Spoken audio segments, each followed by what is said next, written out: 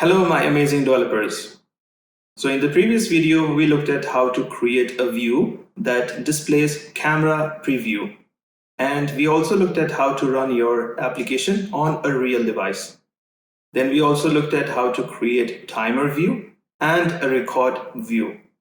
Then we ended up the video where we handled the device orientation changes where the size classes don't help us.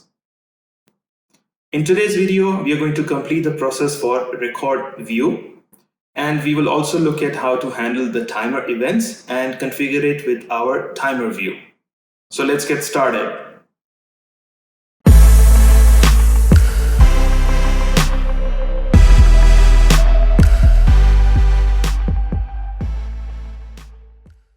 So I have Xcode open up over here from the previous video. Let's go ahead and complete the record view. So let's head to the record view file, hide the bottom console area so we have more space. So what we need now is to have record view additional subviews inside it. By that I mean a view that we are going to call it as a container view that is also going to have stroke outside it, and internally a ring view, and then an activity indicator to keep spinning while the processing is happening when the record button has stopped, and also a record button that we have. So let's go ahead and do that now. Let's head to the nib file and open up the sidebar. Let's expand our view, select the record view. I'm going to rename it to container view. Remove the color, say clear color. And inside the container view, I'm going to have UI view that I'm going to call it as ring view, whose color will be system red color. Going to give it center and vertical constraints, center align, vertical align, and width and height constraint of 62. So it's slightly less than what we have as the 80 for the content view on the top.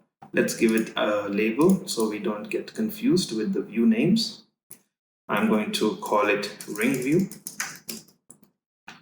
Now I'm also going to need an activity indicator view, and I'm going to give it size as large.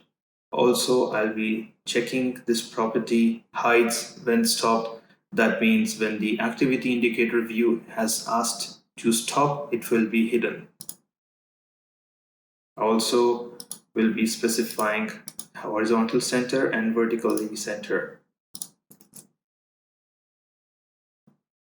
Then we will need one more view for the stop. I'm going to give it a color of system red, width and height, center align and vertically center align, and then a width and height constraint of 40. At the same time, I'm going to say its layer.corner radius is set to 4. Then I'm going to specify the labels for all these views.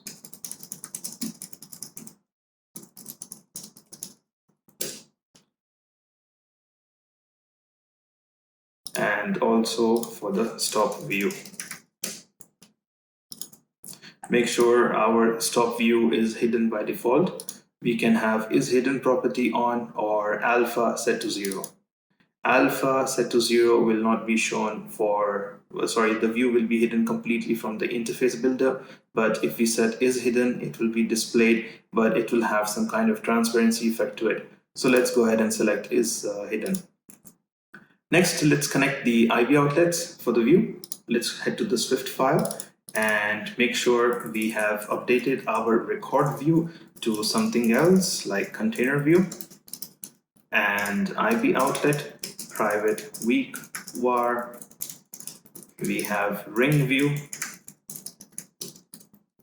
and then we have the vQuar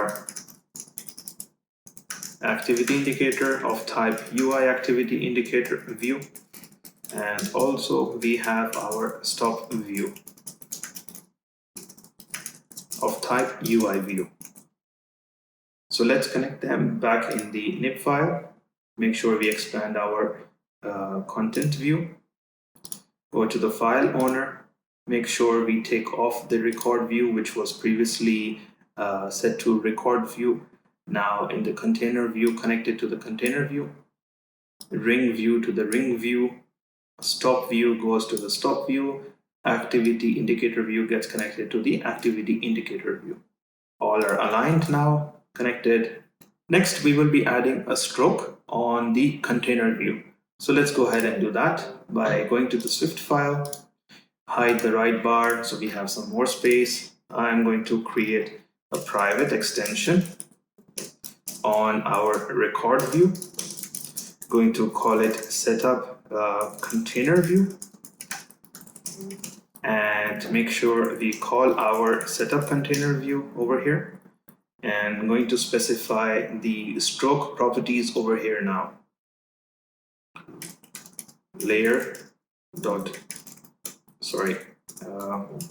Container view, layer, border, width of 7,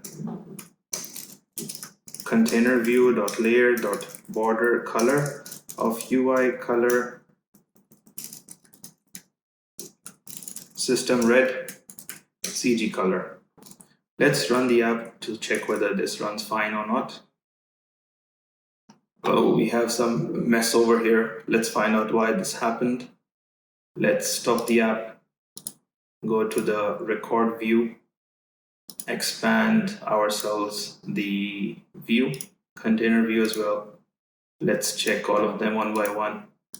The type is clear color, corner radius is 40, and the ring view, yeah, we are missing the corner radius over here. So I'm going to specify the corner radius over here for the ring view, set it to type, and I need to know what is the value for the width is 62. So it should be half of that for having an exact circle. So half of 62 is 31. So let's run the application again and see. Perfect. This is what we desire. We need to have a stroke outside and a ring view inside. Next, we need to have a tap event. When the person taps on the record view, we need to get notified about that event. So let's add a tap gesture recognizer by opening our library and filtering it by the name of tap, and hold it down to the parent view like that, and confirming whether this gets connected to the view, and this one here, gesture recognizer, that's fine. Let's add our function in the Swift file, starting with IVAction function.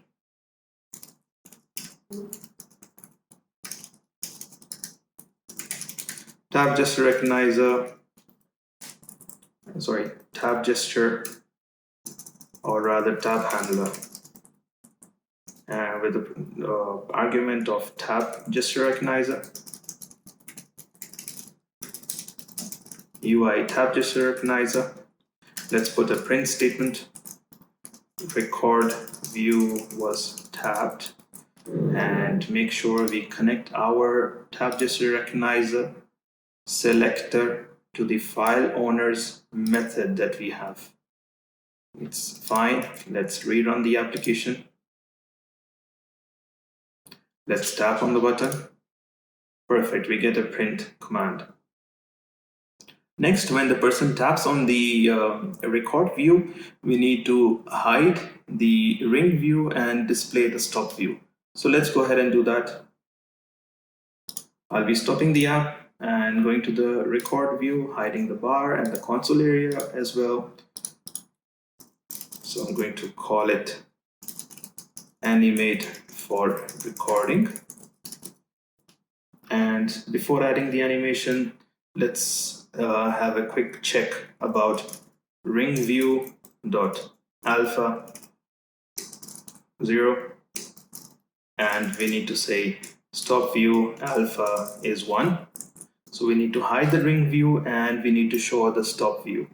So before, as you guys know, we said stop view is hidden. So we will also say stop view is hidden set to false now, because we need to display it. And in the tap event, I'm going to call in our newly created method, animate for recording. So let's run the application now. Let's tap on the button. This is what we want. We want the ring view to go away and we need the stop button to display. But now what we will do is we will create it into an animation where the ring view gets pulled down below and the stop button comes on the top. So let's go ahead and do that. So let's stop the application, close the bottom console area. Here I'm going to have one animation for the ring view, UI view property animator, and need to have this method with the duration 0.3, curve ease in and out, and animation. I'm going to say self.ringViewAlpha set to 0, and also self.ringView.transform, CG affine transform with translation, X is 0, Y is 70.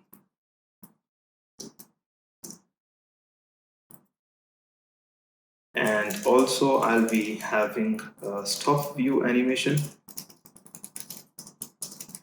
UI view property animator, duration of 0.3 as well, and curve is ease in and out, and the animation is stop view transform gets reset back to identity matrix, and self.stop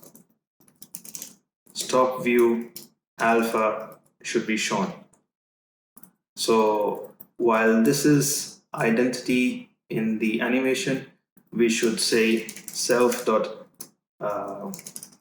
view transform should start from CG affine transform from lower 70 from the Y, as well as I'm going to hide it, stop view alpha hidden,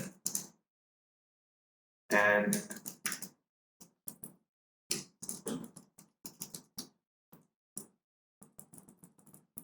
going to update its is hidden property set to false now. So let's delete this code and call in both of the animations. So first I need the ring view animation to start animation. Then for the stop view animation, I'm going to say start animation with a delay of 0.3. So let's check whether this code runs fine or not. We have our function call. Let's run the app. Let's tap on the button. Perfect, that's what we want. We want the ring button to fall down and hide it, and at the same time bring in the stop button. But if you guys notice, if I tap on the button, it calls the same thing over and over again. This is why we need to have states now for the ring, for the record button, that which state I am currently in. And so I can call in the second animation, call in the second method for the animation. So let's go ahead and do that. I'll be stopping the app, hiding the bottom console area. Let's have ourselves a new method, animate for stopped, and going to have ring view animation.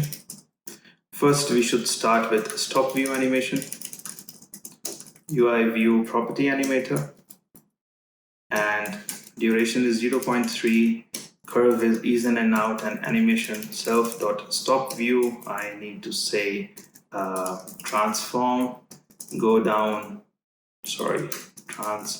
transform, CG affine transform with the translation of X is 0, Y is 70. and at the same time hide the stop view alpha to 0. Then I need to say ring view animation. Let's make up some space over here.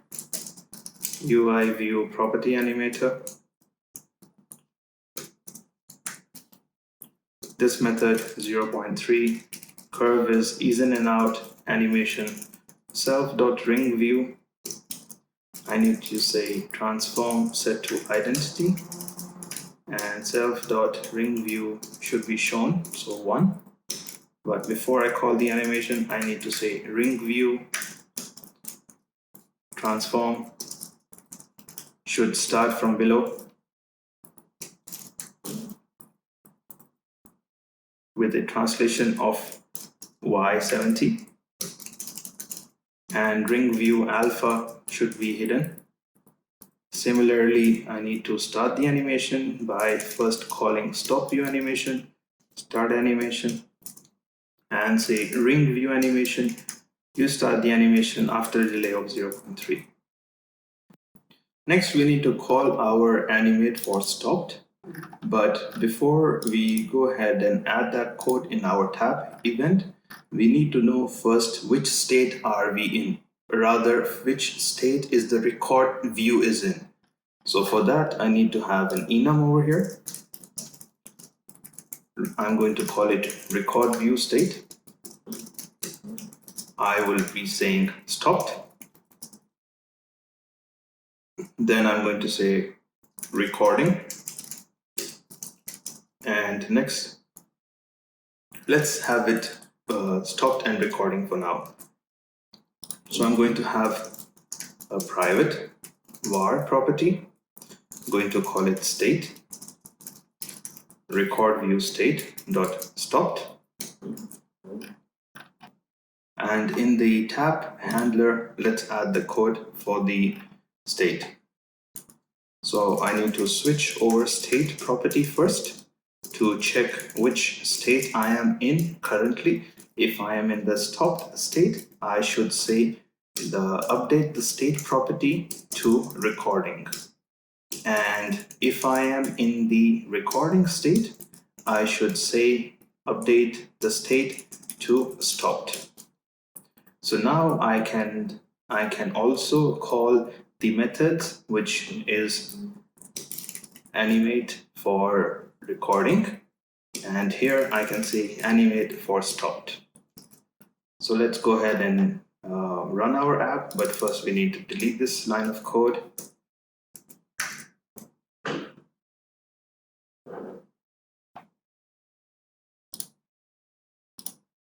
Perfect. Our animation runs fine.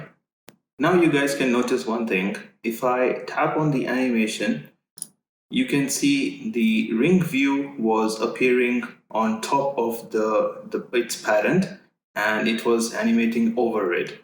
Same thing was going on with the stop view. So I'll hit this update again and you guys can see it. If you want to slow it down, you can slow it down also to confirm that. So this is what I mean. It should not be coming over or outside of its parent. So let's go ahead and update that by stopping the code, going to the record view, nib file, opening up the right sidebar, expand our parent and select the container view and select the property clips to bounds. Let's rerun the app. And this time when I run the animation, it does not come outside. It remains inside. That's what we need. Now, as you guys know, we also added an activity indicator view inside our record view. We will be displaying that only when we have the processing going on for the AV capture session, while we are finalizing it and writing our video to the disk, or extra functionality is going on. So we'll be showing an activity indicator. Once all the activity indicator process is finished, we will be showing back our record button. Next, we will be updating our code to add timer functionality for our timer view. So let's go ahead and do that. I'll be going to the controllers, right-clicking on it and selecting new group. I'm going to call it timer. and also right click on it and say new file, Swift file, click next. I'm going to call it timer controller.swift. Hide the right bar and bottom console area, stop our application.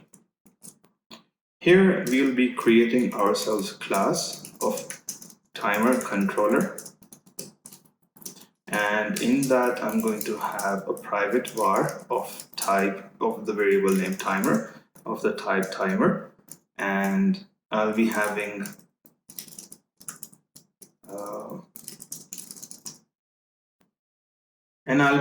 a function called setup timer,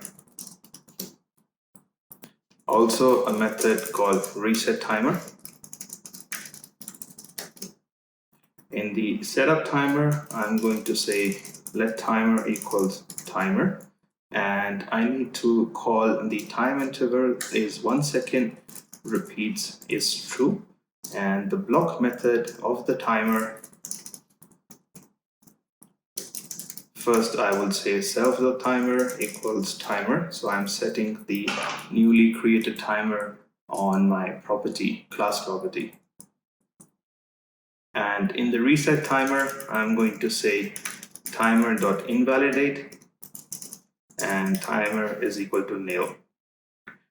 So for each timer event at an interval of 1 second, we need to notify the implementing class that this specific block of code has been run, so you can take the time value and update the timer label. So I'm going to have another property over here called private var seconds, and I'm going to have it of type int 64, so we can really have a big seconds value, and initialize it to 0. In the reset timer, make sure we also reset our seconds value to 0. And in the time interval block or closure, we are going to update the seconds. So for that, we need to have always weak self, so we don't get memory leaks, and guard let self equals self else return, and say self.seconds incremented by 1, and then notify the setup timer. So we need to have another block over here or closure. So I will say timer update handler. It's of type escaping.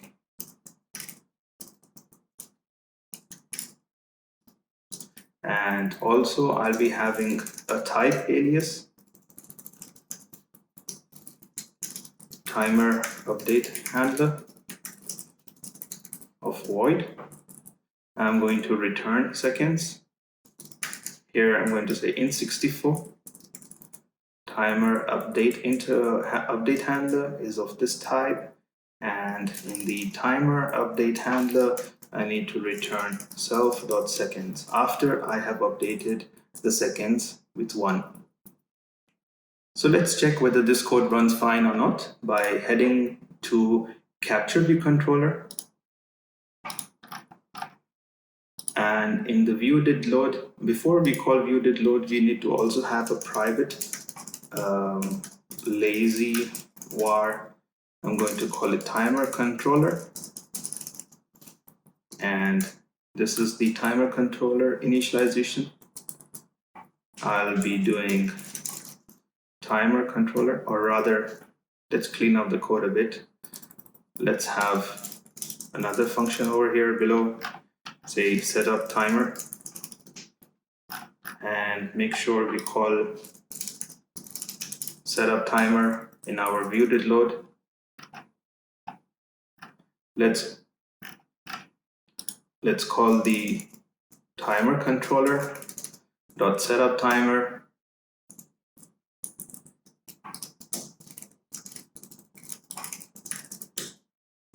and for now just simply print the number of seconds that we keep getting it back. So let's run our application to confirm whether this runs fine or not. We don't get anything in our print statement. So let's stop the app and go inside the setup timer. Oh, I forgot one thing. It should be timer.schedule timer. And we need to say it's of 1 second and it repeats. And the block is, let's clean up the code over here. Timer.schedule interval, schedule timer with an interval of 1 second, repeats true. And for the block, I'm going to call in, replace this value. Let's build. Fine, let's run the app.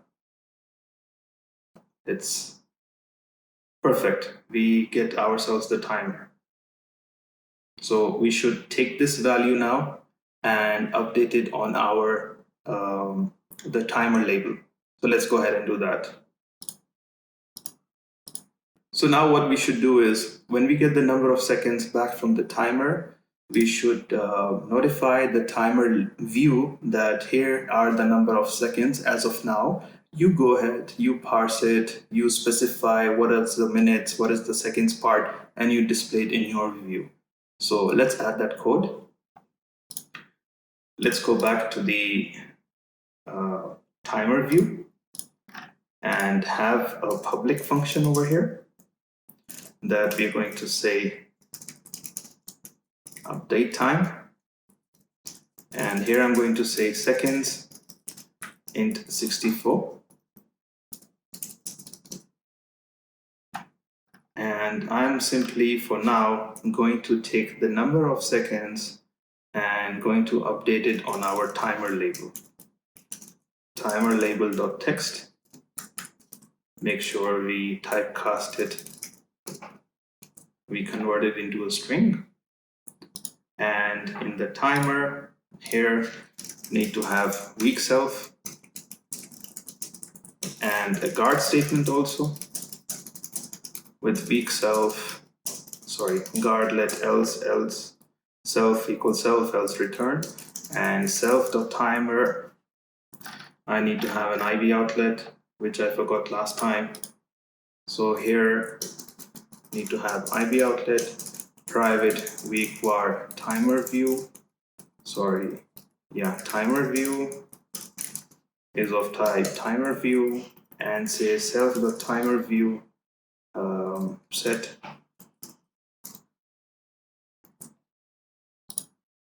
update time. Update time is the seconds. And now in the capture view controller.nib, open up the file, hide the bottom console area, and expand the views, select the timer, connect the file owner's connection of the timer view IV outlet to the timer view. That's fine, saved. Let's hide the bar and run our application for now to confirm. Good, this is what we want, and we can add now the formatting of the view. Next, we need to take the seconds and convert it into minutes and colon second format. So let's go ahead and do that by going to our timer view file. And when I receive the number of seconds as int 64, I need to display the format as minute and second format. For this, I'll be needing date component formatter. I'm going to call my formatter as formatter only, date components formatter. And I'm going to say allowed units are minute and second. And I'm going to say style as positional. Then I'm going to ask my formatter, give me the string from the date, time interval I can specify here.